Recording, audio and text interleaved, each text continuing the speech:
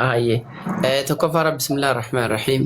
يسوس نما جتني رجال سنقبت مالية أكا قرآنات اللي نمما أكا متافات نمما أكا لوجيكات اللي نما يو قرآن اللاليس ربي نبيوتا هنداو خيرجتو نما يرجتا نما الراه اللي دير يرجتا لا ربي سبحانه وتعالى نبيوتان نبيون يرجمي هندي إلا رجالا ديرة مالي وانتانجا دبرتي الليمي نما خيسا إلا دير نوحي إليهم ربي بيسيسا خطي سن خير قدو سن نبيوت ديرات إلا نساء نجن إلا حيوانا نجن إلا جنا إلا هنجن إلا رجالا جي ربين ديرات نمر هلي نما ديراتي جي لال تناف يسوع كريستوس نما نيل إرجع جي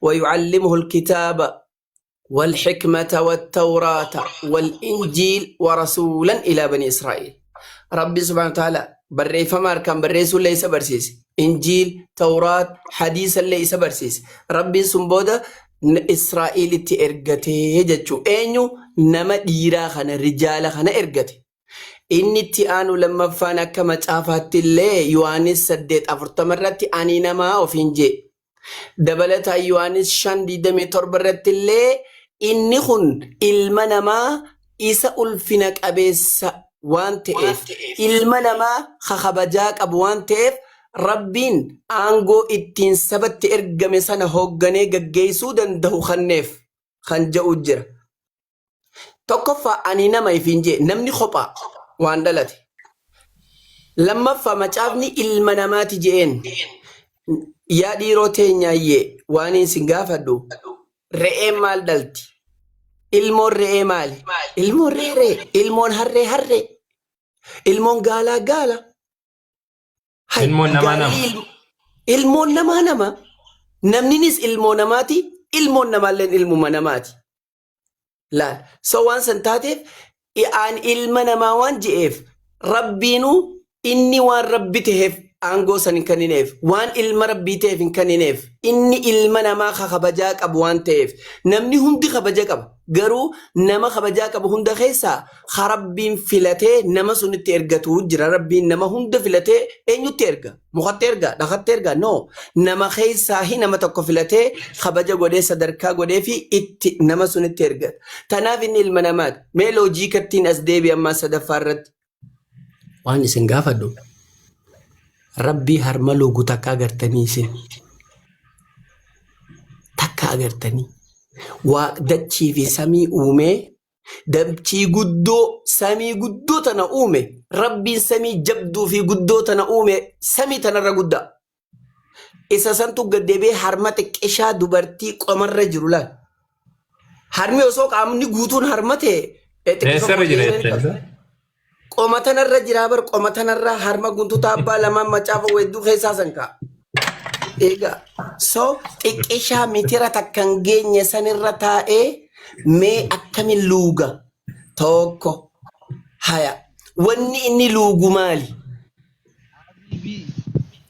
wanni ati yaaduu qabdu harmi aannan cobsa dubartiin gaafa ulfa garaa qabdu aannan ni qabdi ustaaz in qabdu gaafa garaa qabdu jettaniisa gaafa ulfa baaddatte laguu ni qabdi in qabdu Habibi ragaa wajjin dubbachaa nan fitad laguun eessa dheeyti gaafa ulfi garaa qabu Habibi ragaa wajjin dubbachaa mee abdii beekulle garuu akkas jedha ragaa wajjin obsi yeroo takka abdii obsii fi daqiiqama takka qofa beekaa abdii kona obsi taasa tuni na arrabsuu obsuun dandeenya beekaa obsiif hin dadhabee dhiifama naa godhe لا أوبسي فاتك دقيقة دقيقة تكوكو فوزي تو تاون دندون بقى يو كيسي مو بو اندي ما ارغندي بودا هاي دبي سامي استاذم دي دبي سامي ايش هي ابديكو راغانا ايش فيدي ابديكو انا فيدي مالس نيسون ربي سنيس ايش هي يار ما دوبرتيو دي فيدي باسيناكن ايش يا دوكو توكو فدرارتي Eetaabbaatu akkanan na qabila qacabna godhi Akkama fayyaade. kana gochuu wayyaadha. Dhukkee irraa kaasa akkana tana barbaadame. Fedhe ragaa iddoon itti harma dubartii iddoon itti Bituu harma qabdan dubartii sadamti. harma Maal dubartii jettan? hodhee jedhu ragaa naa kenna. Daal. Hayyee Bakka inni harma olee kana fiduu qabna dirqama hundi keenya fiduu qabna. dirqama fiduu qabna. Dirqama fiduu qabna. Tokkoffaa duraa irratti abdii koo Yesuus Kiristoos harman hoonee jettee amanta miti ati. Fidi ragaa waan biraa dhiisi waan biraa naasayin habibi waan biraa Okay. naasayinii Macaafa harkaa qabda. baasisitu baasaa jira miti. Okay, siif hin baasa. Lukaas boqonnaa hoo dhaabbadhu daqiiqaa takka. Anumas sii baasa. Na guddisa Yesuus ustaas koo. Kiristoos harma hodheera jedhu kan duwwitti ragaa. Harma odeera kama jedhu sii baasan. Abshir. Obsi. Ayyee. Maal jedha kuni?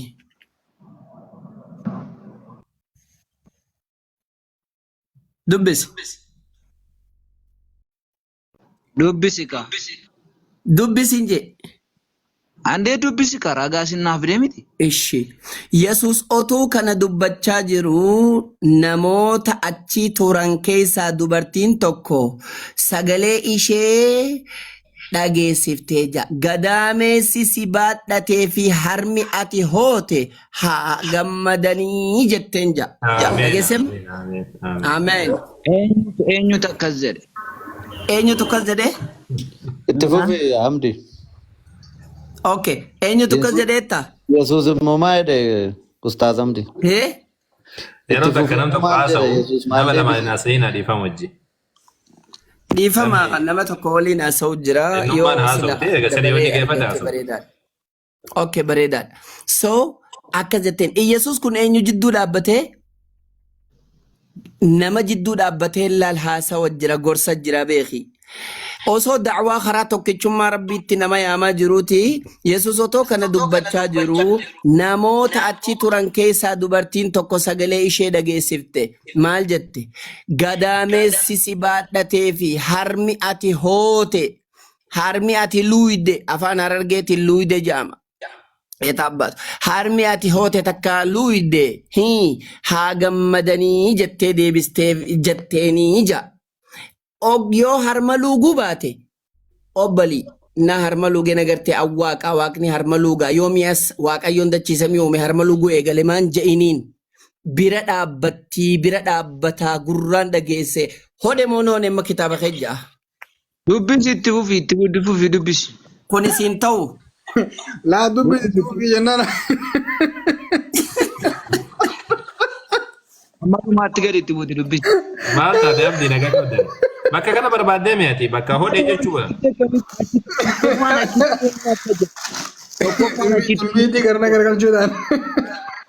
Lammaffaan eenyumaan akka jedhame hubachuu qaba. Simeen iddoo tokko duwwitti fudhatee haasa'uu hin qabu. Akkamitti iddoo tokko fudhatee haasa'a. Tamam, eeshi. Mee Ustaaz Hamdi ma wajjin itti fufta? Waaqni harma hodhee jiraayyuu siin jedhee Ustaaz Hamdi si gaafate. Ustaaz Hamdi itti fufa yoo jiraattan. Ishee isa tokkoffaadhaatiin ammallee dabalataanii Maryam duraan ilmoo qabaattuudha moo dhabduudha ustaaza? Osoo hin argatiin turan qabdu. Dhabduudha haa dhabdu jaamami. Dhabduun ilmoo hin qabne guyyaa keessa harmani hoosifte moo hoosifne? Harma hoosifte maaf hin hoosifne maal inni hodhee jira maal gadaamessaan si baatee jirti bar bakka sanii. Gadaameessi si baadhate harmi ati hootee haa eebbifamanii tokko isatti aanu akkana jedha macaafni ati harkaa qabdu. Bakka itti aanu sun ce'in Ustaaz Hamdi isuma gaafadhaati mee isuma gaafadhaati macaafa waaqa kan keettu gadaamessaa keessa turee harma hodhee jedhani tanuma gaafadha bakkuma tanatti. Akkana hunda abdii. Abdii. Wayi nan nagaa dubbadhu. Harma hodhee eenyuudha?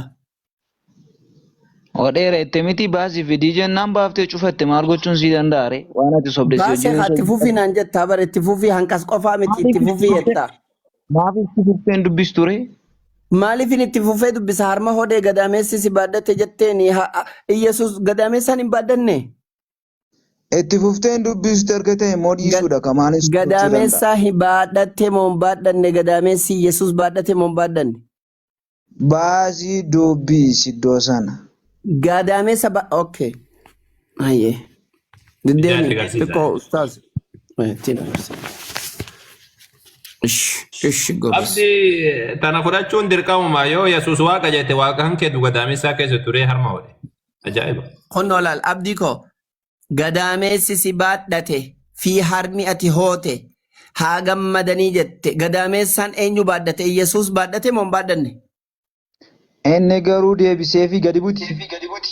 Inni garuu deebisee miti. Kanuma irratti gadaamessi eenyu baadhate? Gadi buti dubbisi. Aboo jinni buzzak inshallah. Kuni waan siin je'e gadaamessi eenyu baadhate? Gadi buti dubbisi. Inni garuu deebisee fi kan jedhu sana deebisi dubbisi. Ishi siifin deebisa. Abshir meettumaan siifa. Inni garuu deebisee fi keessumatti keessaahu sanilleen osuma jiru laal harmi ani luugee fi gadaamessi na baadhatees haa eebbifamu osuma sanilleen eebbifamaa jiru keessumatti ammoo dubbii waaqayyoo dhaga'anii kan raawwatan haa gammadan jedheen ja'a. Maal barbaaddaree kana jaala? Maalin barbaadda dubbii waaqayyoo kan dhaga'anii raawwatanis haa gammadanii ammallee gadaamessi Yesuus baadhatee fi harmi Yesuus luugees haa gammadanii. Abdi. Nagumaati garuu abdi. Nagamaali. Namicha abibii kana maraata. Eeshi gaaffiin gaafadha jedheen seene gaaffiin si Suura kana deebisi. Gadaamessi eenyu baadhate? Ani gaaffiin gaafadha jedheen seene an akka kooti. Dura gadaamessi eenyu baadhate? Gaaffiin gaafadha jedheen seene. Aboo ni deebista moo nama biraatiif dabarsina dhiifamallee nu godhi. Don't waste my time please. Macaafa kan kee waaqattamu ati yoo macaafa kanaas macaafatti nama nu jedhi kaati. Mata dureen sana miti ka mata duree irratti qabannee moo dubbanna? Kaanuma mata duree ni deebisi. Maaluma mata duree waan hin taane irratti akkamittan dubbachuu danda'a? Akkamiin waan hin taane kun gadaamessaa Yesuus baadhatee harmi Yesuus luuge mata duree if dandee gammachuu. Mata dureen kee maalidha? Mata dureetti qabattee jiru. Mata dureen kiyya Yesuus nama ta'uun harma luuga waaqni harma luugu gadaamessa baadhate gadaamessa waaqayyoon baadhatu inni ilma namaati ilmi namaa ilmoon harree ilmoon namaa nama innis nama ta'isa dhaltees nama innillee harma luuge ta'isa dhaltees harma luude gadaamessa baadhate. Maal goona si fakkaata? Maal goota si fakkaata? Maal goona maali? Yesuus ayyoo guddoo ni qaba moo hin qabu? Dhaggeeffadhu. Ati namummaa isaa irratti dubbadhu ni moo waaqayyummaa isaa irratti dubbadha? Mata duree fudhannee dubbanna. An namummaa isaa irratti dubbadha mormi namummaa namaa miti jii. Ani si wajjin dubbachuudhaaf ennaate ati namummaa isaa fudhadhu ni moo waaqayyummaa isaa fudhadhu? Ishee ayyee eega kas taate naa taate dura tana addannaa baasi gadaamessi qabaadhate eenyu? Kana keessa dubbadhu an kana irratti. Maal jechuudha? Macaafatti namantu jechuudha. Nama biraa wajjin dubbadhu. Dhugumaan siin jechaa jira. Ishi waaqa gadaamessaan baadhate Iyesuus moo Iyesuusii miti? Ani sitti maan jira waaqayyummaa isaa irratti si wajjinan dubbadhaati ati moo namummaa isaa irratti? Ishi waaqayyummaan isaa gadaamessaa keessa baadhamte moo namummaa isaatiif baadhame? Biraa wajjin dubbadhu iddoo kana irratti hin dubbadhu ani iddoo kanatti. Ati Iyesuusuun dhalannee jechuun jirtaa warra akkas taanaan. Dhiyoo gadaamessaa keessan taa'ee Yesuus eessa keessa taa'ee beere? Maal teessoo kaatee biyya garaa keessa taa'amu? Hin dhalannee jechuu deema. Maal kun waan dubbachuu osoo macaafni jechuu baate waan sammuudhaan akkanatti hin beektu mooti. Macaafni Yesuus Kiristoos yoo gadaamessaa keessa hin taa'in garaa keessatti eessa keessa taatu? Barcumaa kaatee garaa keessa taa'amu? Mataa keessa taa'e? Nama dhibaa. Gaaffiin keessa. Akkamitti kanatti nama nu jettaa jeeti? Eewaa. Ayyaa osoo lammiin kun haa deebisume. Ustaaz Awwal. Lammi ni mormita isa kana akkam nagaa jirta? Nagaa dhabne akkamisin? Ayyaadha alhamdulillah. Ni mormita isa kana waan macaafni jedhe kan? Isa kam? Gadaamessaa akka Yesuus gadaamessaa keessa turee fi akka inni harma hodheetiin guddate. Mormu amdiin gaafa tiksi kennanii tiksi tokko irraanfatanii tiksiin isaan irraanfatan tokko maalidha? Yeroo mucicha harma guusisuun geetti jedhama. Yohaannis gara jalqabaarra jira. Innis jira. Kanaafuu Yesuus harma hodheetumaan gu'ee jechuudha ka. Eeyyee. Duuba akkamitti waaqa ta'e namni harma hodheetiin gu'u? Yaada bareedaadha. Yesuus Kiristoos gaafa gara biyya lafaa dhufe nama guutuu ta'eeti kan inni gara biyya lafaa dhufe. Nama guutuu jechuun piroosesii namni guutuun tokko keessa darbu hunduma isaa keessa darbeetu kan inni gara aarsaatti adeeme. Gara lubbuu isaa nuu kennuutti kan inni deeme piroosesii namni tokko keessa darbu hunduma dhalachuu, guddachuu, nanna qabachuu akka seera Museetti, beela'uu, nyaachuu, aaruu, gadduu kan hundumaa keessa darbeera Yesuus Kiristoos. Kun immoo Ibroota irratti akka dubbatutti. Yeroo inni gadaamessaa keessa ture sani Waaqayyo achuma keessa jiramu? Dubbii Waaqayyo akka dubbatutti Filippisius 2:5 irratti akkas jedha. Inni waaqummaa isaarraa gad of deebisee akka keenya waan hundumaatiin nama ta'ee jedha. Kanaaf waaqummaa gaafa jedhamu gad of deebisee. Ulfina waaqummaadhaan dhufa taanaan inkaan gadameessa miti biyyi lafaayyuu dhaabbatteen hedduu amma. Kanaafuu amma wayita garaa keessa ture gadaamessa keessa waaqummaan isa keessa jiramu hin jiru. Jira. Eega jiraate waaqa ta'eetumaan achi keessa taa'eessa? Eeyyee. Waaqa ta'eetumaan gadaamessa keessa mu? Eeyyee. A'uudhu billahi mina sheexaan irrajim min beente. Maal boo nagaa gaddan isaa isin akkamitti waaqni gadaamessa keessa ta'a nagaa isin? Nagaadha Waaqayyoo fagallatu. Isin akkami? Isin nagaadha muni?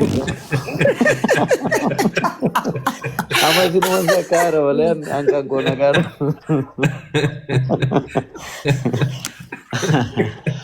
Waaqni gadaamessa keessa ta'a akkamitti jedhama? Sammuu akkamitti isin fudhate? Ustaaz Awwal.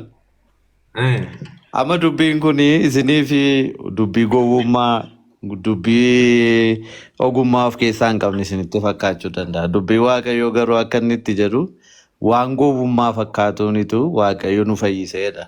Tokkoffaa Qorontoos. Kuni waan Phaawulos dubbate malee kun Yesuus waan akkana dubbate nama akka ta'edha malee. Kun waan tokko gaaffii hin qabu. Yesuus Kiristoos gaafa dhufee Gabreeliin gaafa Maariyaamitti dubbate akkas jedheen. Hafuurri Waaqayyoon dhufee si golbooba. Ilmi sirraa dhalatu ilma abbaa hin jedhama. Teessoo Daawitis hin dhaalaa jedhee itti dubbateera.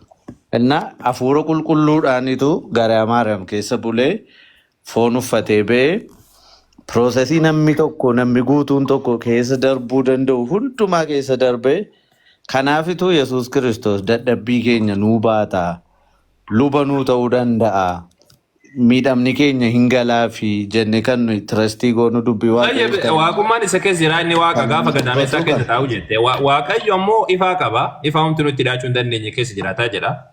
Dabalataan amma sammuu Waaqayyo gararra waa hundumaa gararraa jira jedha macaafa. Amma sammuu Salamoon maal jedheeni Waaqayyoodhaan. Yaa Waaqayyo bantii mana qulqullummaa kanaa miti bantiiwwan waaqaa isaawwan bantii waaqaa ol jiraniyyuu si baachuu hin danda'anii jedhee.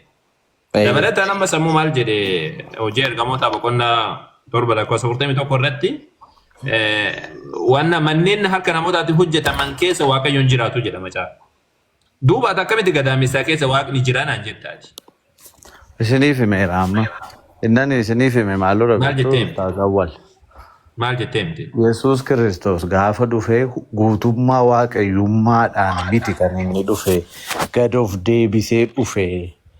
Waaqummaa sanarraa gaafa guutummaa waaqayyummaa isaatiin dhufummaa gaafa guutummaa waaqayyummaa isaatiin dhufuu biyyi lafaa miti lafti samiin dhaabbattee in ilaaltuun mul'atarra jira akka waraqataatti xaqallalamanii. Yaa jamaa saabsaa godha mana. Hayyee tole gad of deebisee dhufee jettee minboo? Ragaa naa kenni Yesuus gad of deebisee dhufee kan inni jedhu. Filippisius 2:2. Filippisius ka Phaawulos Yesuusis gaafadheen. Ka Phaawulosis kan Yohaannisis kan Luqaasis hafuura qulqulluudhaan barreeffame. Sadarkaa lammaffaa sadarkaa hafuuraatti deemna. Yesuus hafuura qulqulluun qabu moo? Yesuus hafuura hin qabu moo? Maaliif? Eega hafuura qabaate Yesuus Kiristoos hafuura ni qabaati. Ani gad of deebisee dhufee kan inni jedhu naa kenni. Gara biyya lafaa dhufee Waaqayyo biraa ba'een dhufee iddoo baay'eetti jedhe. Waaqayyo biraa ba'u jechuun dubbatee jira. Inni eenyu illee yoo gubbaadha dhalachuu baate mootummaa Sirriidha. waaqayyotti galu jedha. Hankanaa miti Waaqayyo kasii biraa kan jedhe. ba'e immoo waaqayyoodhuma. Sila Lammii ustaadamsi. lammii gaafii kee olii gadi hin dabsiin. Yesuus Kiristoos anuuf gad deebisee dhufee kan inni jedhu naa kenne. Ishee Filippisiusuma irra jira dubbii waaqayyoo. Filiphisiyoos kan Yesuusii miti kuni Phaawulos dubbate sanii. Ergaa Phaawulos. Sadarkaa lammaffaatti itti ceena. Yoo Yesuus hin biraan arganne achi ceena garas. Sadarkaa lammaffaa, sadarkaa tokkoffaaf lammaffaa waan ta'e jiru. Maali kan Yesuus dubbate caalaa kan Yesuus dubbate ture caalaa moo kan barattoonni dubbatan ture caalaa isaa? Tokkuma hundumti isaa. Tayyib eega tokko ta'e Yesuus dubbachuu qaba ka Yesuus maal kan hin dubbanne ati Phaawulos irra dubbataare Phaawulos Yesuus maal jedheme anu gaddeebisee jira. Yohaannis boqonnaa 17 lakkoofsa 5 irraa ammas yaa abbaa ulfina isa utuu biyyi lafaa hin uumamin ulfina isa utuu biyyi lafaa hin uumamin ansi biratti qaba ture. Ofii kee biratti ulfina anaaf kenneedha. Kana jechuun ulfina sana amma gadhiiseera, gadi buuseera jechuudha. Keessatti gadi buusee jedha gadi buuseen jedhu kuni. Ulfina jechuun kibiriidha. Ulfina jechuun kabajaadha jechuudha. Qaba ture gaafa heddumaa jechuudha. Yaa lammii maal ta'a sun rispiiktiidha. Si galtee rispiiktii jechuun. Dubbisa. Eeyyuu ana dhageeffadhu ka rispiiktii jechuun yookaan afaan amaariffaa irratti kibir jedhaa juba. Sirriitti fagaasee dhufe baalchi. Kibir ayyadan kibir. Kibir jedha maal ta'a? Koo ingiliffa isaa baasna. Tayyib baasi mee nagarta. Okay. Yookaan macaafa amaariffaa illee isaatu baasi hama of biraa qabdu ati. Amaariffas qaba ingiliffas qaba qoyyaa. Okay amaariffa baasi mee amaariffa iyyuu baaseti. Addisuma dabanyee turgumi iyyuu baasi.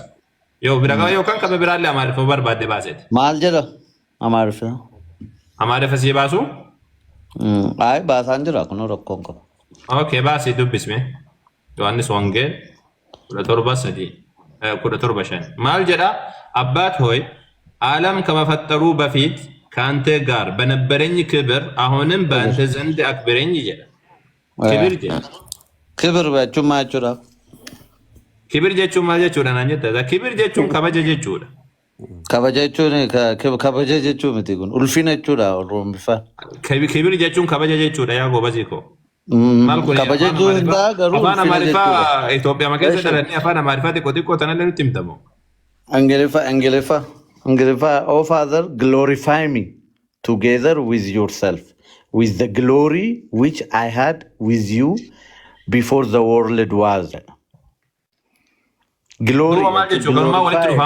Glory, chun. Kanaaf kuni tiksi tokko. Maal jechuudha kana? Isuma kana hiiki. Glory jechuun ulfina jechuudha. Ulfina waaqummaa jechuudha. Koona ofii jedhi badabbo. Maal jette beelammi? Ulfina waaqummaati ka. Abba rabbii kan keessa adaraa rabbii kan keeti. Ulfina waaqummaa Glory jechuun illee kabajaadha. Maal taasisaa? Oh my God. Respectiin immoo maalodha? Tokko maal walumatti dhiyaata jechuun walitti dhiyaatu akkamitti ati kuni waaqummaadha naan jette Glory jechuun waaqummaadha isaa? Eesh Glory kabajaa respectiin immoo maalodha?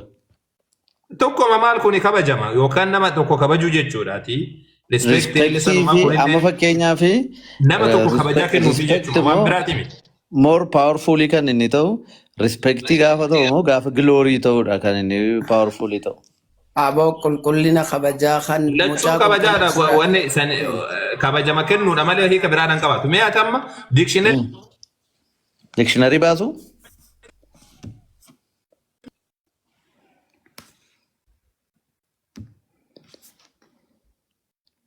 Okay, dictionary Oxford basi meda fi. Okay. Google mangoda ko ya. Mani Google ni afa no makaya so sin. Gadis. Billah.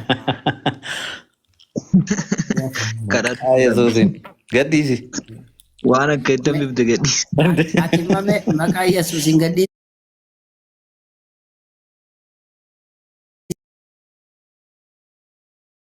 Google, okay. Glory, difference between, okay. Google. Difference, Arabasane. Ate Oxford design.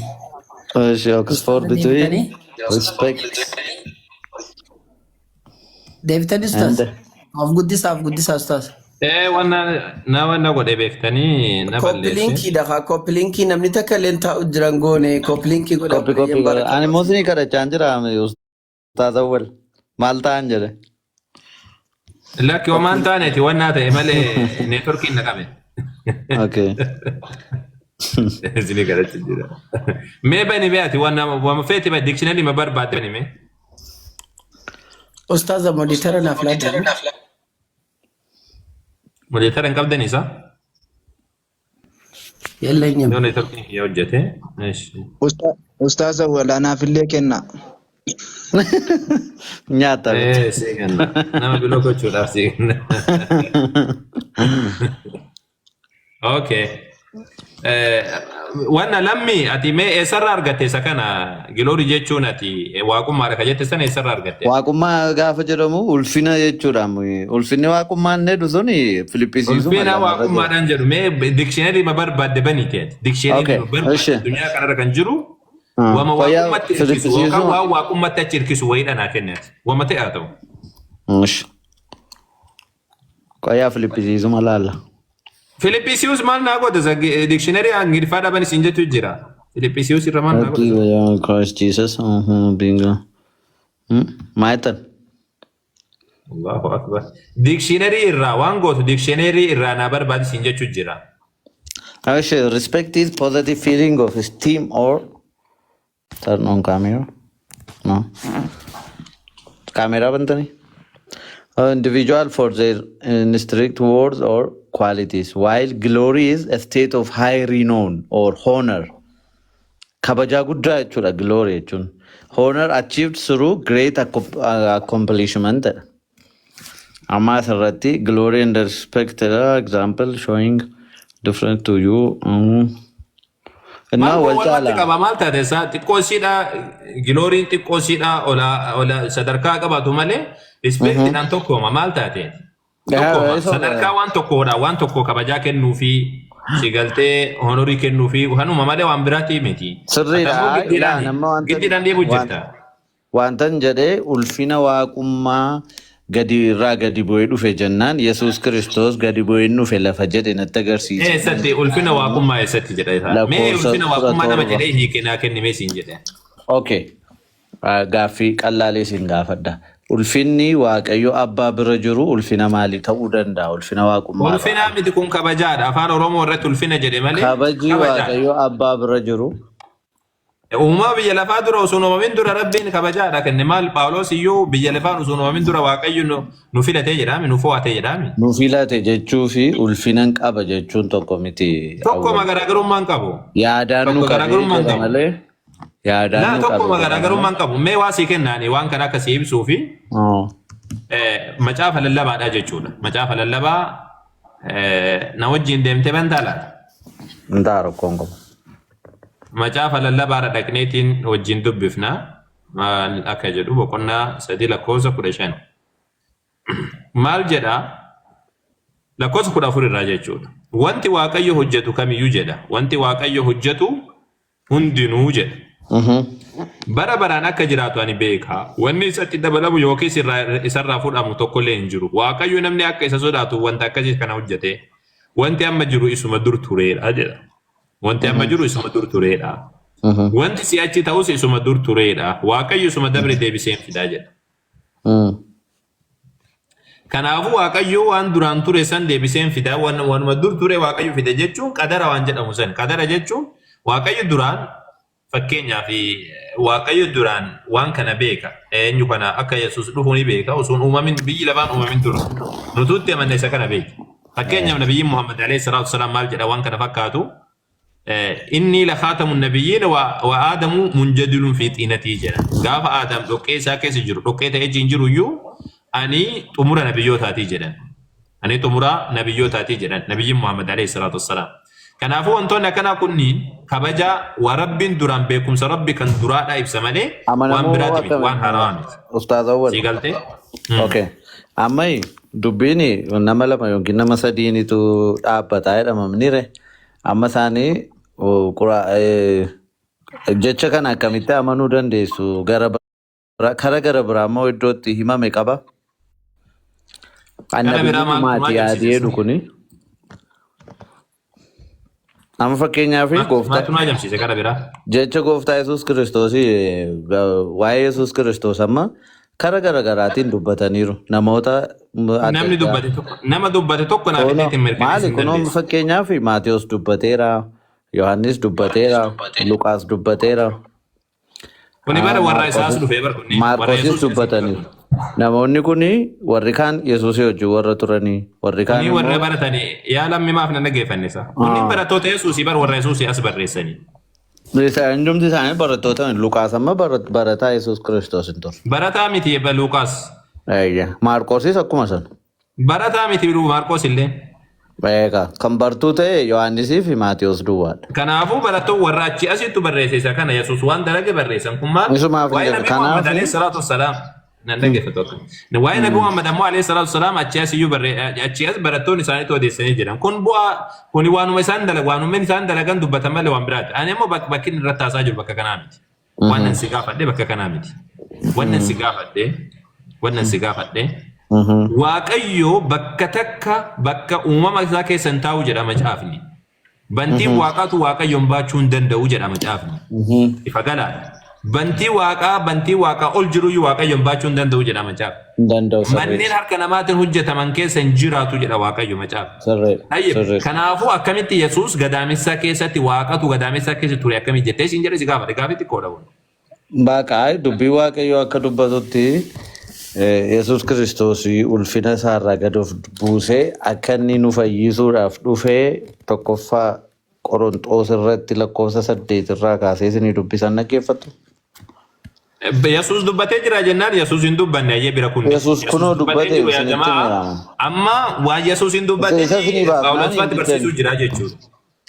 Iyyo isa isinii baasnaa hin diddanii. Lakkiin nuti hin dinne bar hiika saadhaa giloorii jennaan waaqummaadha naan jette gilooriin waaqummaadha miti kabajaadha. Kottaa akkas goona kottaa 17:24 immoo dhannee dubbisna gaa erga diddanii. Yaa jamaa maaliif mana kanan tuttuqne isin maaliif tabalaashisitan mana kana? Mee koppiliinkii godhame isin hundi keessan bira dhaabbadhaati isinitti dubbachuu nu jibbisiise. Koppiliinkii godhamiti wanna godhame sababni isaadhaan dhukkubsata manni kun. Inni dhukkubsata yeroo buu laga kun. Koppiliinkii godhaa barakallahu fiikum. Tap koppiliink. Yes. Tabaraka. Tatabi koppiliinkii barakallahu fiikum hundeessanu. Jazakumullah khairan.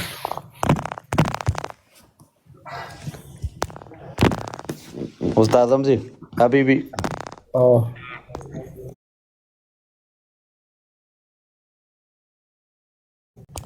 Akkam jedhama? Habibabi. Tap godhaa koppiliinkii godhaa. Jaarsummaan peenteetiif ta'e Yesuusuu nu dhibde boo isaanuma Yesuusumaaf peentee walitti araarsuu nu mashaqaa nu godha.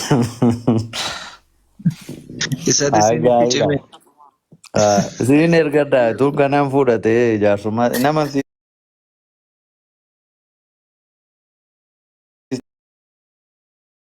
ergaddan ture nama siistu isin turrutti. Lammi. Wayya. Oh Abdii. Ani Habiibii fi Ustaadha walii fi Abbaa Caaleen ergadda yeroon fuudhuu fedhe. Bakka qochi godha lafa sii kaa'u dhugaa. Nu ergaddaa abshir jaa. Siifa amansiisu. An taateeti. Goobasiidha dhugaa baay'ee namatti tolu. Abshira. Isin hin fuune ilaan maantanaa? An fuudhe abdiituun fuune fakkaata. Ani hin fuune gaa. Abdiin maal edda gaafa baaftamoo hanga miilli jaas ta'u edda. Nuyi tokkittii fuuna gatii ta'eef ilaallannee ma fuunaa mabiibi. Abootaa. Dhugaa. Takkitti fuutanii meeqa taap gootan? Ganaadha amma taaptaabii lamarra jirra. Mucaa jechuu keessaniif ni? Araadaa taante. Maanoo takka na fuutanii qabachiisan. lama Maanoo taaptaap na gootan. qabachiisaniiru. Ayyee kompilikii godha barakallah. Aboo iccitii baaftee lammii ati Assalamu alaikum ofirraa. warahmatullah. Maanoo Sagaleen na kee jiram. qabachiisaniitu Habiibi. Barakaatu. Jira ustaaza wal. Ay mucaa ichaa jirtu see. Ayye. Neetworkii tana rabbashu jira amma xiqqoo si osirraa'ee mee ka hojjetu taate.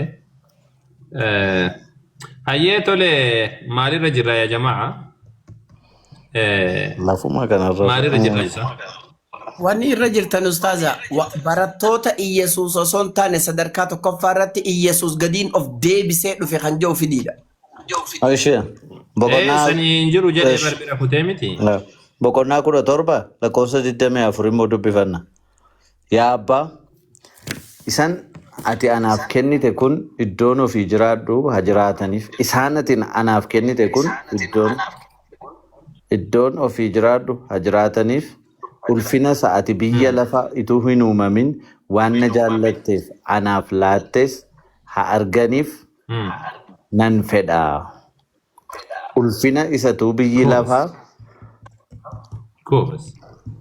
kanaaf yaa abbaa koo qajeelaa biyyi lafaa kun siin beeku angaruu si beeka isaan kunis immoo ati akka na ergite beekaniiru maqaan kee isaan biratti akka beekamu godheera jaalallati ittiin na jaallatte isaan keessa akka jiraattuuf anis isaan keessa akkan jiraadhuuf ammas akka beekamu nan godhaa jedha. Allahu akbar. Allahu akbar jedhame yaa jamaa waaqummaa Yesuus asitti kuttee Allahu jira. akbar. Allahu akbar. Maaltu ta'e? Maal wanni ta'e wayii hin jiruuti wamati dubbistee waan Isasin barbaadde Akki jettee deebisii dubbisaa illee dasina jedheeti. Yaa abbaa jedhe. Yaa abbaa jedhe. Eenyuun kadhachuu jira? Awwa abbaasa. Abbaa kadhachuu jira. Isaan atiin anaaf kennite kun jedhe. Eenyutu kenneef? Abbaatu laateef. Abbaatu laateef abboo. Baga kenneef abboo. Kan kennameef Yesuusii kan kenne abbaadha. Akkanaa? Jalaatti fufaa qaba. Okay, itti fufa maali bakka tana rakkoo qabamoo? Isaan anatti naaf kennite kun iddoon ufii jiraadhu haa jiraataniif. Bakka tokko akka jiraannuuf jedheemi? Barattoota wajjin bakka takka jiraanna jedheemi? Eessa jiraatan? Iddoo isaa asirratti eessa jira asirratti jira. Itti fufaa dubbisaa. Allahu akbar. Yesuusan jannata keessa wajjin ta'e nan jedhe namticha hattuusa wajjin. Mana abbaa koo jedhe. Mini? Lakki jannata keessa jedheeyyu. Jannata keessa jedhe. Afaan Amaariffaarratti firdooseedha. Itti fufaa iyyoo hiikatti laatinaa maalaan hiikatti laachaan dubbiseera. Maal kana akka hubannuufi ka bakka an jiraadhu akka jiraataniif jechuun jannata keessa akka seenuuf jechuudha. Wantichi of ibsaa hiikatuutti laatin amma 26tti dubbisa. Rakkoon qabu an guutuun dubbisa beeki yani suutuma dubbisa. Iddoo an jiraadhu akka jiraataniif jedheemi. Jannata keessa jiraatu mijarri? Isa kana iyyoo akkasitiin hiikatti laachaa deemuun hin ta'u.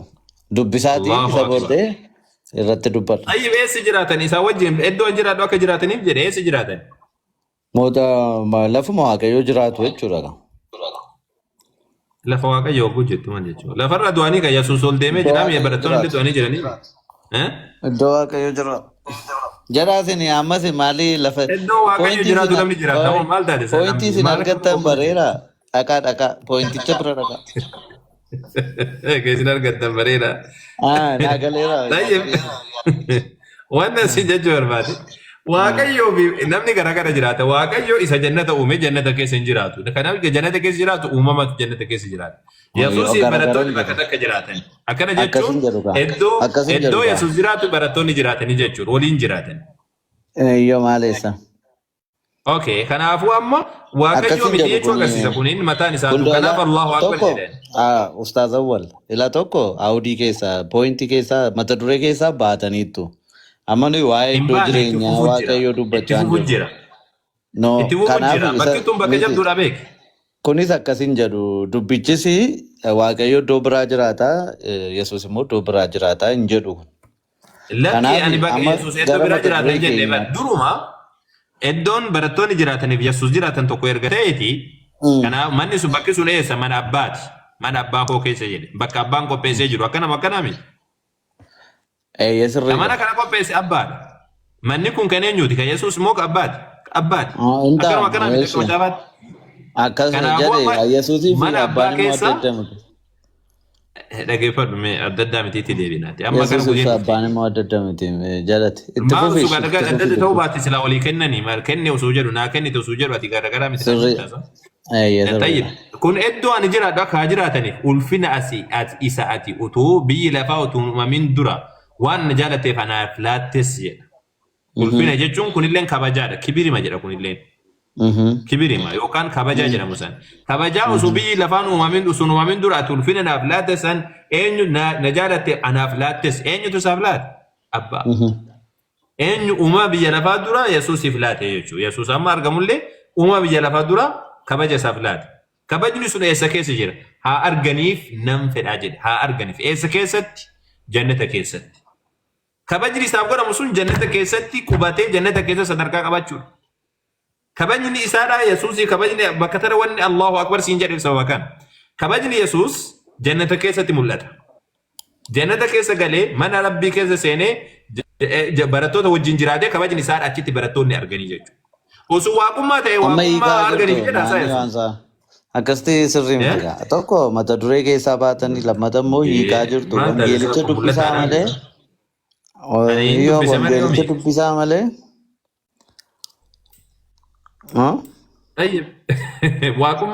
Waaqummaa arganiif jettee hiiktaaree ta'e naaf laatteedha bare eenyu waaqummaa waan laatamuu miti tokkoffaarratti. Kabaja ati naaf laatte saniif jedhaa bare.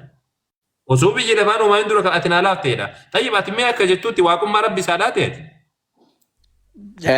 Gooftaa Yesuus Kiristoos akka nuyi itti amannutti jaalalaan abbaa jala kan itti of gasheedha kan nuyi. Isaaf laate waaqayyo isaaf laate An waaqummaa. fedha koon barbaadu qoy. An fedha koon barbaadu fedha abbaa kooti malee yaadi jedhu suni hin barbaadu jechuun hin danda'u jechuu wajjin adda adda. Asirratti immoo Waaqummaa yeroo waaqayyo baay'ee isaaf isin laate siin jedhe gaaffitti qoositti na deebise. no eega Yesuus Kiristoosii waa abbaa jala of gashee ulfina abbaatii fi waan hundumaa akka inni Waaqummaa osoo biyyi dabarsee lafaan kenne uumamin dura osoo biyyi lafaan uumamin dura waan na jaalatteef naaf laattes jedha. Waa ulfina naaf laatteedha. Ati waaqummaa jettee hiikte. Waaqummaa osoo biyyi lafaan uumamin dura waaqayyotu waaqatu na dhageeffadhu kaa bismillah. Waaqayyotu isaaf laate waaqummaa rabbi isaaf laate eeyya. waaqummaan namaaf Yesuus laatamti akkasitti yaaboo. jedhee dubbata. Gaafa akkas jedhee dubbatu. Waaqummaan namaaf laatamti naaf deebis. Eega maal ta'a maal? Waaqummaan hin laatamti isa. Eeyya.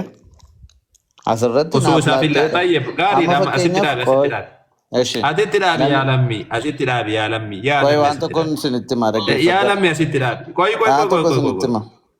Waan tokko na waan tokko dhaggeeffadhu. nutti hin himiniiti yeroo takka naa dhaabi yeroo takka. Maal erga silaatii isin Waaqummaan taa'aa jiraamanii waan tokko naasofne.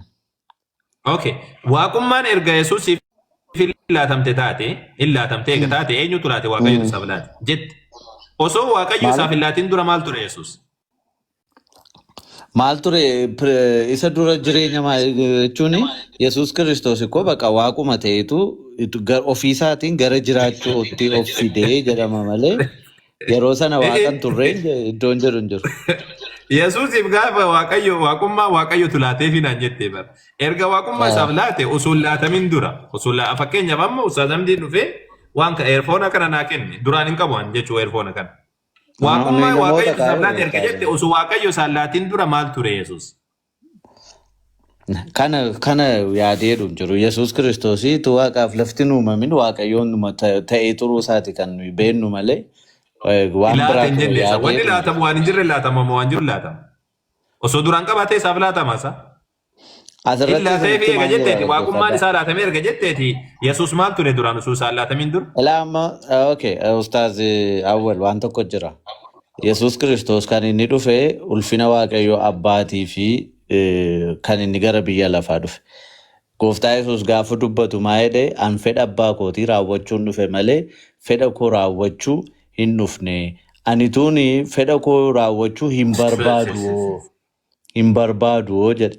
Yaadi hin barbaadu jedhu suni hin danda'u yookiin immoo raawwachuu hin danda'u dandeettii isaa hin qabu tuun ta'ini jaalalaani waaqayyo abbaatii fi bitamuusaa agarsiisa. Ulfina hundumaa waaqayyoof kennuusa Eessa laytee naa deebisuu jirta isaa. kennuusa Ani waan biraa si agarsiisa. gaafadha eessa laytee naa deebisa. Fakkeenya tokko amma Utuu biyya lafaa mee jecha kana sirriitti isin dhaggeeffatu. Maal dhaggeeffadha. jedha?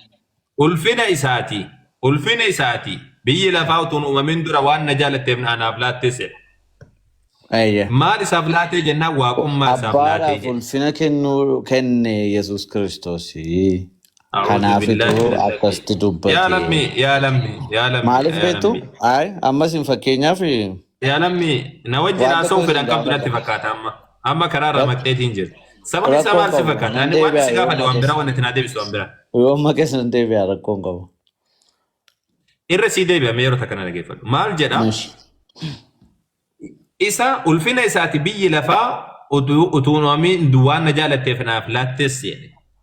Biyyi lafaa utuu uumamin dura ulfina ati waan ati naaf laattees jedhe. Waan na jaalatte waan kanaaf laatteessanis jedhe. Jechuun ulfinni isaaf laatamee jira. Maaltu isaa laatame jennaan ati maal naan jette? Waaqummaadhaas naan jette. Akkanami? Ka'eeyya. Waaqummaan ni laatamaa jennaan rakkoon qabu naan jette. Tole osoo eega waaqummaan waan laatamu taate Asirratti osoo na audiitti dhaggeeffadhu adaraa kan kee adaraa seera adaraa milishaadhaa yookaan milishaan sibira jiraatu taate. Ara milishaan maal naa godha? Buraayyuu jiru milishaan. Nama fixaa yeroo. Sii dhufte eegan. Akki siin jedhe maal siin jedhani erga waaqummaan waan namaaf laatamu taate.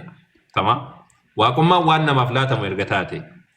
Osoo waaqayyo isaaf waaqummaa kana hin laatin dura Yesuus maal ture siin jedhe gaaffii gabaabaa. Maayita. Waaqayyo osoo waaqummaa kana ulfinni kun waaqummaadha jette waaqummaa kana osoo isaan laatin dura Yesuusiif osoo waaqummaan hin kennamin dura Yesuus maal ture? Maal ture jennaan waaqayyo amma waaqummaa isaaf kenne. Yesuus kana ture sana ture waaqayyo waaqumaan bakka ani amma isinitti meera Yesuus Kiristoos asirratti gaafa dubbatu Beekaan kan kee abadu. Beekaa jettee xumurtaasa. Ilaala koobsa 22 irratti immoo ustaazawwan akkuma nuyi tokko taane isaanis tokko haa ta'aniif ulfina sa'aatii anaaf kennite isaaniifis kenneera. Tokko taane yaadee suni walqixxummaa hin agarsiisa la. Ani Yesuus Kiristoos immoo gaafa Walqixxummaa agarsiisu kuni tokko taane kan jedhu abadan. kan kennaa jirudha. Abadan tokko taaneen afaan kam keessattuu walqixxummaa agarsiisu. Fakkeenyaaf amma kottaa Tokko yaa ta'uu Oromoo tokko taanee diina aboo dhaabbannaa yoo jedhe yaa Oromoo kottaa tokko taanee hogguu jedhe afaan Oromoo keessatti tokko taane jechuun afaan kam yoo dhagee tokko taanee akkana godhaa yoo jedhan walqixa taane jechuudha. Oromummaadhaan tokko taanaa jechuudha qabu. Laa akkasiidhaan Oromummaadhaan tokko Oromummaan taana tokko taanee jechuudha biyya. maal waliin qoonnu. Akkasii miti boo Maaloo akkasii miti. hojjaadhaan Akkas moo kaayyoo qabeenya keenya tokko godhannee jechuudha. Kaayyoo keenya tokko godhannee jechuudha malee Oromummaadhaan walqixxoomne. Oromummaadhaan tokko taanaa jechuudha mniire. Mee haasawa kana haasawa maali haasa'u jira sa? Ati nan dhageessu na ga'u tayyee. Eeywa tokko ta'u jechuun afaan kam keessa dhaqi walqixxummaa agarsiisu afaanuma barbaadde addunyaa keessa jiru keessa dhaqi tokko ta'uun tokko wanni jedhamu kuni nama walqixxummaa agarsiisu tamaam nama walqixxummaa agarsiisu tasuma taate.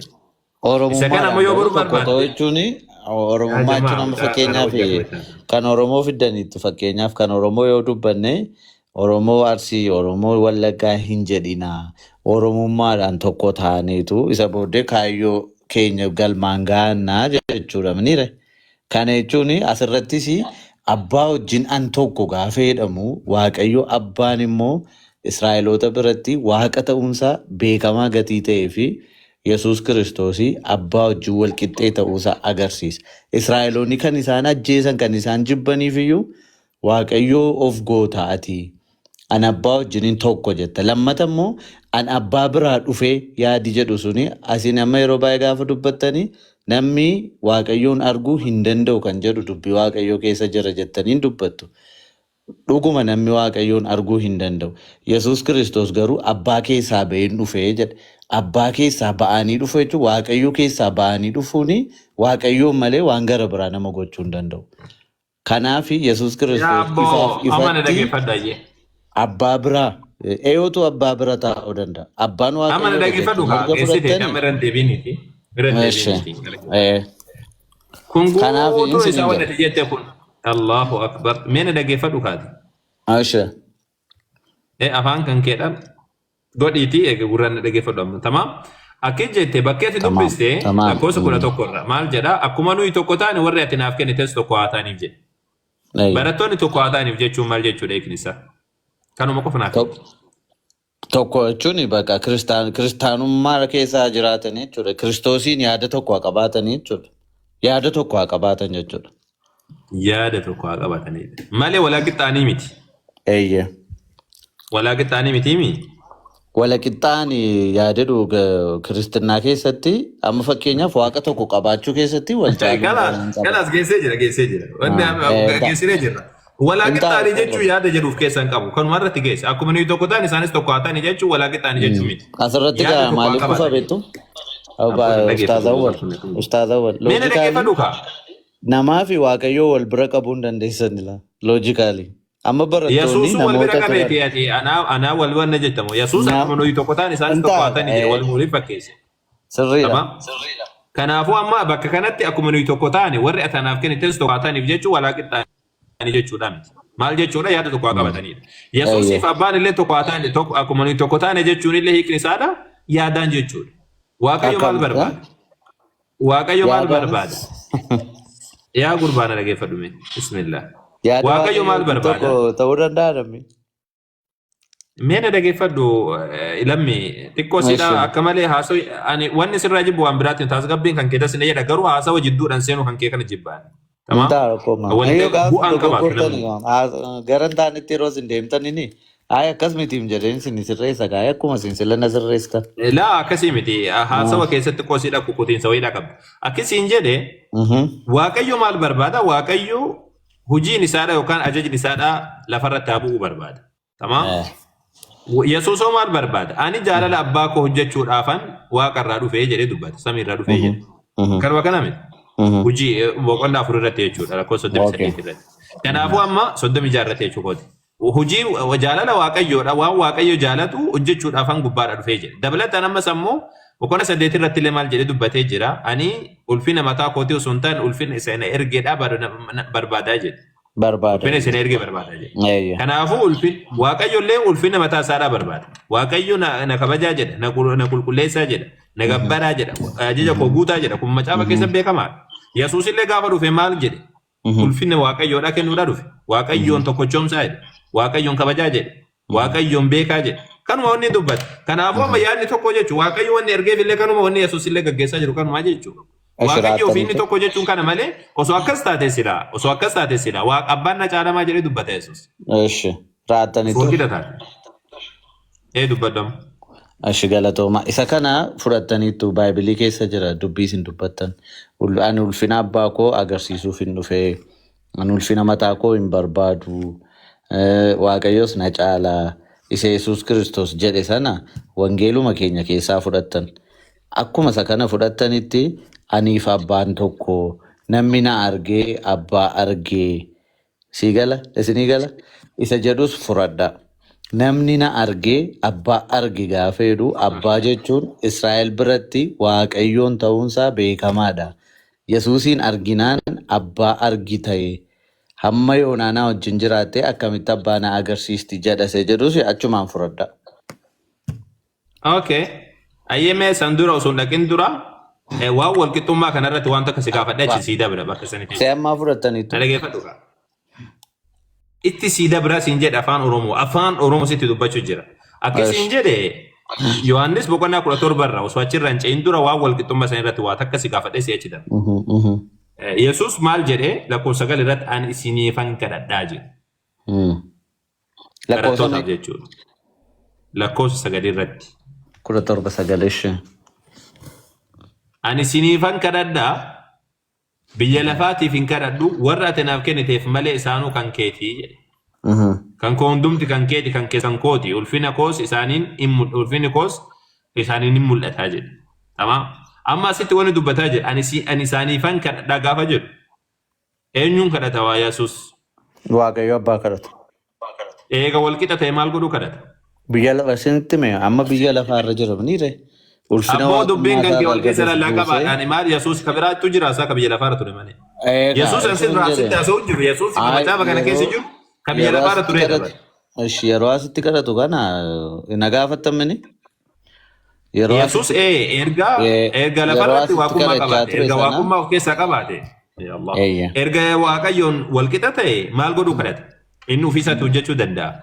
baay'ee yaada bareedaadha. Waan tokko jira dubbii waaqayyoo maayedha beektu intini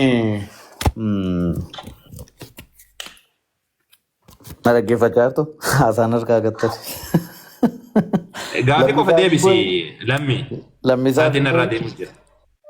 ishi rakkoon qabu innani isiniin jedhe maanni gooftaa yesus kristos gaafa biyya lafaa dhufee karaa ittiin waaqayyoo fi namoonni wal argan ta'uudhaaf kan inni gara biyya lafaa dhufe.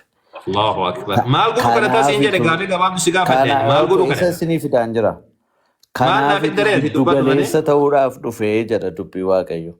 Kanaaf asirratti kan inni dubbate yeroo biyya lafaarra ture ulfina waaqummaa isaarraa gad of deebisee nama ta'ee akka keenya nama ta'ee cubbuu Abbo isaa ati namummaa akka keenyatti saamuudhaan farade. mucaataa oti ol taasa. Lammii Iyyoo maaliif isinii deebisaan jiru? Seetaa malee Yesuusin sagantii ati jettu soddomaan Yesuusi biraattu jira ka biyya biraa jiru jira isa. Ka ati raasa'u jiru.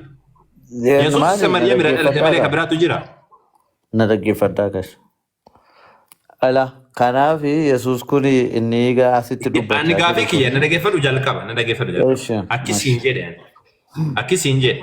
Yesuus erga abbaa wajjin wal qixa ta'e maaliif kadhata? Gaaffii tana qofa naa deebisi. Maaf kadhata?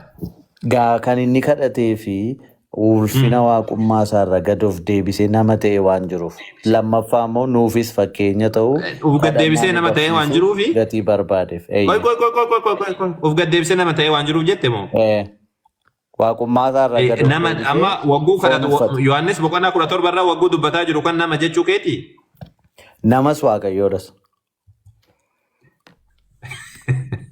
Lammi akka itti dhamaate kanatti wanni Waaqummaa isaa hundi. balleessa jenne gaa maali kun maali ilaama ustaas dhaggeeffadhu kolfini kolfana qabsiisaa jirtati.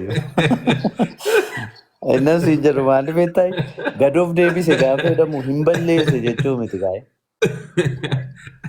Amma fakkeenyaaf Wallahi dhaga biyyeete. amma fakkeenyaaf bulchaan biyyaa tokko gad deebi'ee mana hiyyeettii tokko yoo dhaqee silxaan isaa irraa ka'e jechuudha.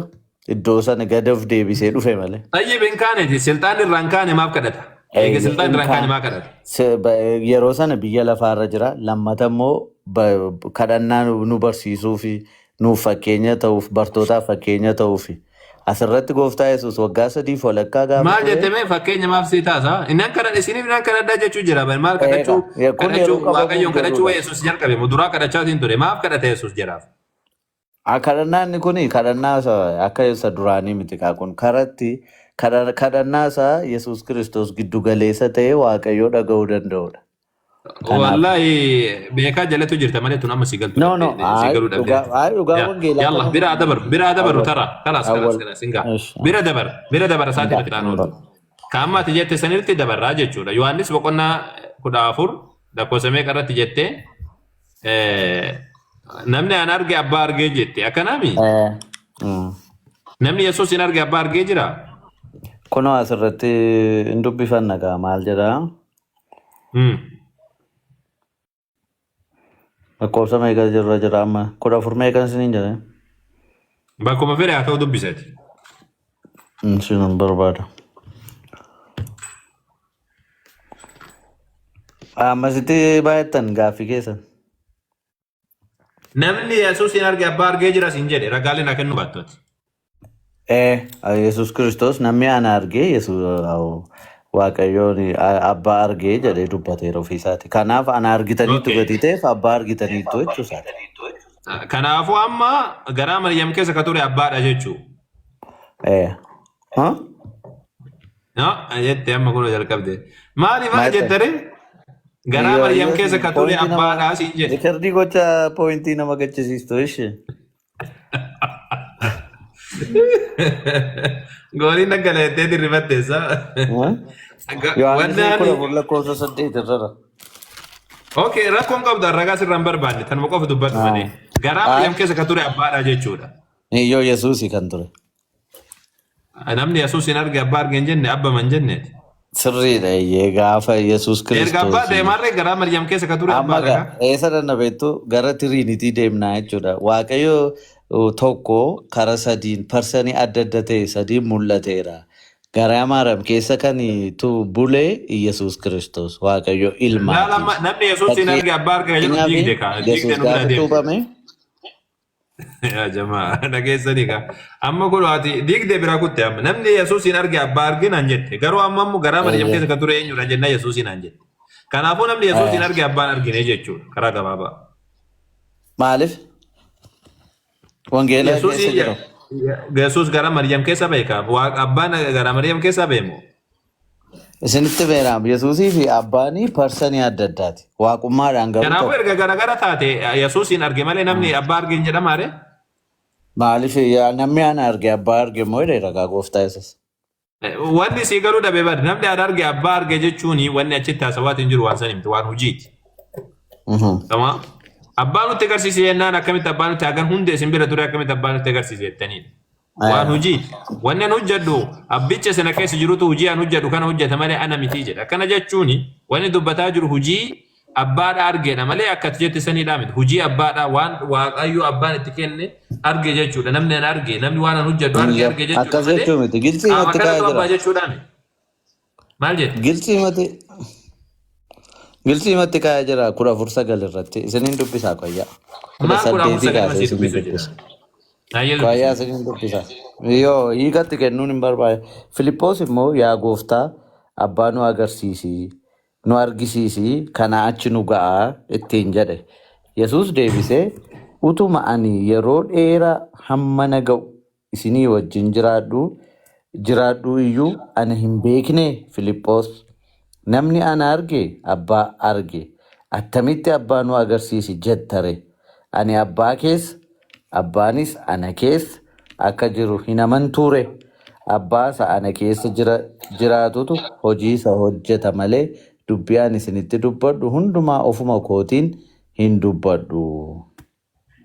Ani abbaa Kanaafuu keessa abbicha abbaanis ana abbicha keessa sana keessa yeroo dubbata malee anaa miti akka jedhe. jiru Akkana ilaalaa jechuun kun maal dhabeettu 11 irratti ani abbaa keessa abbaanis ana keessa akka jiru na amanaa yookiis sababii hojichuma kanaa hundumaaf ana amanaa jedha. ayyee tol gaariidha. Akkasiin jedhe ani bakka tana waan tokko qofa si gaafadha. Hin hiiktu akka siin jedhe sanitti hin hiiktuu miti. Akkamitti? Akkasin jettanitti maanii kusin dogoggora hiikkattu. Okay tamam. Akka ati hiiktuuni mul'inatti akkanumatti qaxxitama hiiktaa miti. Isa booddee Okay. baayibilee Namni Yesuusin arge namni Yesuusin arge abbaa argee jira jettaami. Maal abbaadha arge? Hojii abbaadha arge moo qaama abbaa arge? asitti hojii qaama sin ibsa asirratti. Qaamni abbaadha mul'ata. Rabbi kan keessatti maal arge? Hojii abbaa arge moo qaama abbaa arge? Abbaan sun eessa taa'ee hojjete? Asirratti maal jedha beektu? Lammi olii gadi waan hin jedhin. Hojii abbaa arge moo qaama abbaa arge? Hojiin an hojjedhe kuni abbaatu ana keessa taa'ee hojjetaa jedhe Yesuus Kiristoos. Haa hojjetu rakkoon qabu. Hojii abbaa arge moo namni Yesuusin arge namni an arge abbaa arge jechuun na dhageeffatu. Namni an arge abbaa arge jechuun hojii abbaa arge moo qaama abbaa arge? Qaama arge qaamuma sana arguu isaati garuu hojii sanaan hin bartanii jedhe gooftaa Yesuus. Ilaa maal beektu hin dubbifamu. Qaama arge naan Ani abbaa keessa deebi qaama akka arge naan jechuun jiru naman ture. Abbaa sana keessa jiraatutu. Lammi abbaan qaama abbaadha arge namni Yesuusin arge. Tokkummaa isaanii agarsiisa kun. A'uudhu billaahi mina shaytaani rajiim. Abbaan ni mul'ata asi biratti. Ilaa dhaggeeffadha. Ani abbaa ilaa lakkoofsa. Lammi maal taate sana nagaa qabdaati. Macaafa keessatti tayyib eega akkas taate na dhaggeeffadhu. Eega akkas taate akka jettu kan erga dubbiin taate. Yohaannis boqonnaa 5:37 abbicha sana erge isin takka sagalee isaa dhageettanii hin beektan bifa isaas argitanii hin beektanii maa jedhe Yesuus. Okay. Eekaa namni dhagee hin beeku Yesuusiin ala. Yesuus immoo abbaa keessaa waan ba'ee dhufeef gatii dhageef. Abbaan ni mul'ata siin jedhe. Karaa Yesuus okay. Ishi daqiiqaa Ibroota boqonnaa tokko irra dhaqe. Waaqayyo karaa Yesuus Kiristoosiin hunduma keenyatti Ati afaan Oromoodhaa kana beektaa afaan Oromoo dubbachuu dandeessaa. Abbaan ni mul'ata siin jedhe. Dubbachaa hin jiraa? Qoyaan bishaan dhugaa gidduutti. Abbaan ni mul'ata. Gabaabsi. Lammi isaatiin irraa fixu jirta. Abbaan ni mul'ata. Karaa Yesuusiin nutti mul'ata. Abbaan ni mul'ata siin jedhe. Abbaa arguu hin danda'u. Tayyib abbaa namni Yesuusin arge abbaa argee jira qaama abbaa argee jira. Yaada karee guutummaan waaqayyummaa isa qaamuu abbaatu du'e. Qaamuu abbaatu du'e na dhageeffadhu. Qaamuu abbaatu du'e gaafa du'ullee. Hiyyoo asirratti qaama abbaa ituu hin ta'in Yesuus Kiristoostu foon Yesuus Kiristoos uffateetu du'e. Baay'ee sammuu garara annitti tola. Kan mul'ate malee kan biraatu du'a kan biraa rukutaniisa. Maal jechuudha isa lammi? Isa mul'atu san malee kan biraatti kan rukutamaatiin ture. Kan du'e sun abbaatu du'e isa qaama abbaatu du'e gaafa du'u. Hiyyoo qaama Yesuustu du'e. Abbaanoo namni Yesuusin arge abbaa arge hin jenne. Yesuusii karaa Yesuus. Qaamni sun abbaadha naan hin jenne amma kan daqiiqaa takka dura qaamni sun abbaadha naan hin jenne. Qaamni sun abbaadha hin jenne. Akkas jedheera? Akkas jettee? Akkas jedheera kan dogoggoreera. Qaamaanii adda addaa. Qaamaan gaafa jedhamu amma fakkeenyaaf abbaan maal abbaadha tiree kan mul'ate namni an arge abbaa arge jechuun maal abbaa arge tokkummaa waaqayyummaa agarsiisuuf jedheeti dubbii kanarratti Yesuus kan inni dubbate. Amma olii gadi mamma godhata. Maal tokkummaa agarsiisuuf naan jetta isa. Tokkummaa waaqayyummaa isaanii agarsiisuuf malee. Lakki kun tokkummaa agarsiisuuf. Amma laali olii gadi mammaquu jalqabde laali. Wanni siin jedhe maal abbaan argisiise jecha qaxxita hiikanaan qajeela hiikanaan jenne jecha. Dhaggeeffadhaa isin jalaa gaafa inni ol makumaaf natti tola beektu waaqayyoon waaqessu sammuu namaa gararraa ta'uu isaatu fataana godhaanaan immoo se. Lakki wanni gararraa ta'u bar wanni walxaxaadha kun gararraa miti bar. Walxaxaadha bar waan dubbattu addaan beekuttee jirtu. Sababni isaa ammoo kana dubbattee ammoo kana beekuu jirta. Akkasii jedhe erga waaqayyo namni ana arge abbaa arge ka jedhu qaxxitaa hiikaani qajeela hiikanaan jenneeti. Ayyib namni Yesuusin arge abbaa argee jira miti jennan eenaan jetteemi. Asirratti la abbaan mul'ata abbaan qaamni Yesuus suni qaama abbaatu mul'ate moo hojii isaati jennaan qaama isaatu mul'ate naan jetteemi. Qaamaan miti. Amma waakkate ilaaliyaa jira. Yaa jamaa waakkate mul'ata. Qaamaan miti. Maasaatiin irraa fixee. Maaliif beektu maashi wanta kun iyyoo isinitti dhufaa dhaggeeffadhaa. Maaliif isaatiin irraa fixee reedu? Maatiyoos boqonnaa 3 irratti tokko Ustaaz Awwal. Maatiyoosii boqonnaa 3 irratti Yesuus Kiristoos gaafa cuuphamu Yesuus cuuphamee ba'e. Sagaleen immoo waaqarraa hin dubbate. Kun ilma koo isa jaallatamaa isa gammachuun koo ittiin raawwatamu jedhe. Hafuurri qulqulluun immoo dhufee irra bu'e. Kana jechuun abbaanii parsanii qophaa akka ta'e Yesuus parsanii qophaa akka ta'e hafuurri qulqulluun parsanii qophaa akka ta'e agarsiisa asirratti. Namni an arge abbaa arge jechuun nama biraatti Misterri guddaan immoo kan kennatu jira. Namni an arge abbaa arge jechuun hojii abbaati moo qaama abbaati? Dafii naa deebisan moo hojii abbaa? Kalas geeffannee jirra. Tanuma siin jedhan booda deemtee waman jedhe gal. Yoo sinin gaafa jaaram hojii abbaa iyyoo akkas jechaa hin jiru. Hojii abbaatiin ilaamaa jedha beektu ani abbaa keessa. Kalas walitti gallee jirra. Wannummaan siin jedhe kan. Sinin gaafa hojii abbaan jedhe malee hojii abbaan jenne. Hojii abbaa jettanii jechuu gooti maal taatan ustaas. Kanaaf hojiitu mul'ata malee waaqayyo mul'ataa miti waaqayyo mul'ataa jedhama. Iyyoo dhaggeeffadhaa maa jedha beektu ani abbaa keessa abbaanii sana keessa akka jiru na amana yookiis sababii hojichuma kanaa hundumaaf na amanaa jedhe. Hojichi akka maarragaagacaati malee hojicha duwwaa miti. Waaqayyo ana keessa abbaan ana keessa jiraachuusaa hojichumaan illee amanaa jechuu isaati malee. Laki waan akkasiiti miti yaa amma engaha lammi engaha ati qajeelchiteetiin mee dubbisiiti kootu xiqqooseedha waan kanarratti haqiiqatan bakka kanatti beektee warri koomentarootadha hedduun isaanii haasan fakkeenyaaf macaafa addaam kilaar koomentari addaam kilaar Koomentarii kaawwan iyyuu baafadhu. Anaa fi abbaan tokko kan jedhu irratti illee akka jette kanatti ni hiiku namni suni. Warri galiin akka jette kan hiiku illee jira. Garuu ammoo laa akka jetteetti ni hiiku. Akka jette sanitti.